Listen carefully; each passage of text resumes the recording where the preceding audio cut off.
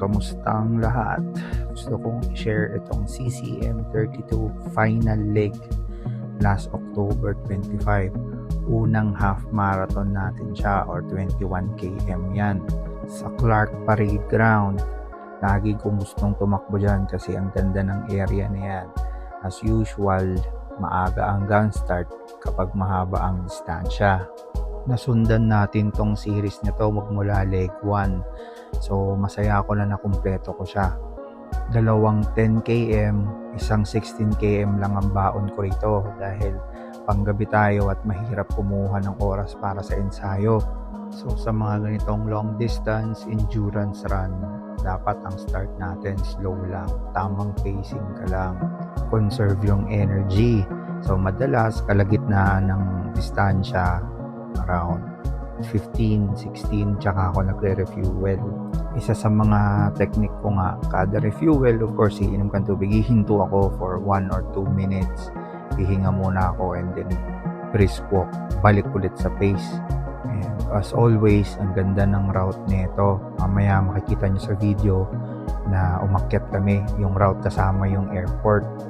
So, really privileged sa mga pagsali ng gantong event, makakatakbo ka doon sa departure area ng airport. So, while chasing the sunset, to be honest, I'll be lying kung sasabihin kong madali siya. Mahirap siya. Sasakit din talaga ang katawan mo. After this run, parang naramdaman ko siya 1-2 days. Talagang nahirapan ako maglakad. Ngayon, bakit ko nga ba ginagawa ito? Ang tagal kong pinag-isipan nito kung ipopost ko or i-share ko publicly. At naisip ko na mukhang mas makakatulong din, hindi lang sa akin at sa ibang taong na-experience din to, na i-share kung ano yung mga bagay na nakatulong sa akin to overcome this. Katulad nga nung intro sa start nitong video, kasama ang palad, nasaksak nga ako noong October 2024. Lucky enough na survive natin yung 5 stab wounds. 2 sa balikat, 1 sa likod, 2 sa kamay, and minor scratches sa lower extremities. Ito yung year na kasagsagan na got into cycling and running duathlon, no? Same as the intro nga. So binigyang emphasize ko siya doon sa intro ng video natin na kung paano nag-flash ng ganun-ganun lang at magiging kwento ka na lang. Kasagsagan nung phrase na yon or yung punchline na yon nung nangyari to. Magiging kwento ka na lang. Yun na nga, muntik tayong maging kwento dahil lang sa isang maling desisyon. Kahit sabihin mo yung intentions ay good, kapag nangyari yung mga sitwasyon na yon, wala na tayong magagawa.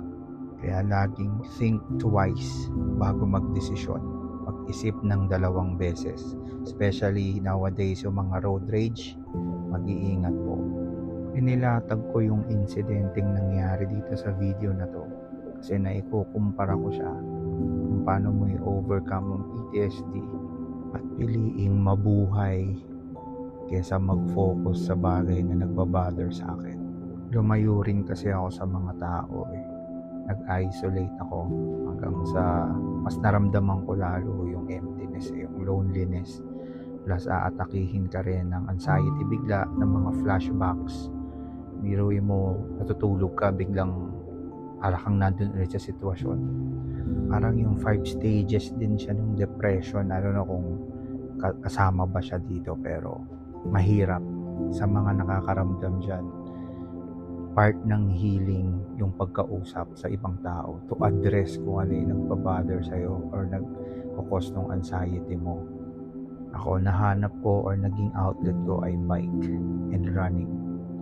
Kung hindi man kayo active, do other things. Keep yourself busy. Reconnect with your friends.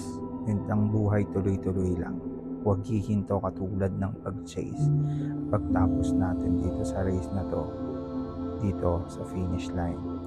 Ika nga there's a light at the end of the tunnel. Respis finem. Kung na-survive ko, maso-survive nyo rin yan.